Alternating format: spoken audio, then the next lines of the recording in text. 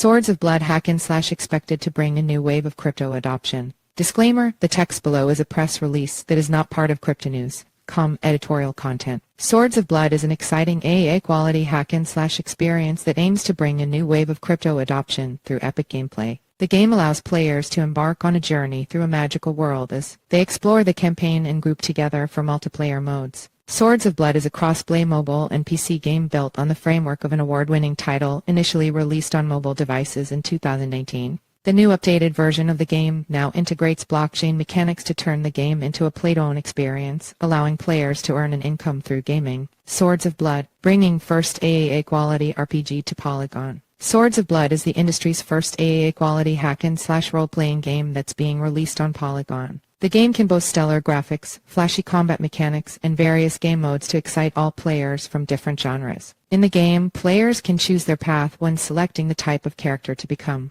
After choosing a character, they can immerse themselves in dozens of hours of an epic story as they experience old-school isometric gameplay. Along the journey, players can grind for loot, rare equipment, and resources that will help them craft epic gear as they forge weapons of magic and iron. Through the campaign, players will face monsters that they must defeat by mastering a wide range of weapons and building devastating attack combinations in the hack-and-slash thriller. The game allows players to explore dozens of locations, fight against beasts, fill their inventory with weapons and armor, and take part in the contest of champions as they fight head-to-head in a PvP tournament. Immersive MVP available. The great thing about Swords of Blood is that they've already released a brilliant and highly polished MVP version of its game, even when the presale continues to be underway. The MVP is a fully fledged version of the game, which includes a whole single-player campaign and multiple multiplayer modes for players to enjoy. In addition, the primary campaign comes in 3 difficulty tiers, as players have hours of content to explore. In addition to the primary campaign, the MVP includes an exciting game mode dubbed Monster Hunt, which requires players to battle off waves of progressively difficult monsters using their attacks and upgrades. There's also a boss fortress, which requires players to team up and deal damage against evil bosses. Alternatively, players can choose to test their skills against each other and compete in the PvP arena to earn points and climb a leaderboard to win prizes. Ultimately, Swords of Blood has the plan to become the biggest community-centric MMORPG on the internet as the team looks to add additional multiplayer features along the way to make this happen. Set in Azura backed by heavyweights. Like any AAA-rated title, Swords of Blood is built on top of incredible lore set in the world of Azura. Unfortunately, Azura has become a place of evil and violence since its downfall. The Dragon Betrayer took out the Bladebound Order, which was once sworn to protect Azura, casting the land into 1,000 years of darkness. In desperation, an eternal goddess called Sentinel decided to revive the last member of the Bladebound Order to help bring peace back to the land. This final soldier is now the character that players will take, and it's up to them to finally bring peace back to the land of Azura. What's great about the game is it builds on solid foundations laid out by its predecessor game, which was released in 2019 by Artifex Mundi. Although the previous mobile game was largely unfinished, it managed to attract over 4 million downloads and still has a solid retention base. In addition, the IP rights for the game were acquired by Hitbox Games LLC, allowing them to publish the game with new features and turn it into a P2E experience. Furthermore, the acquisition also allowed the new owners to create an esports tournament and release a 150-hour expansion pack related to the game.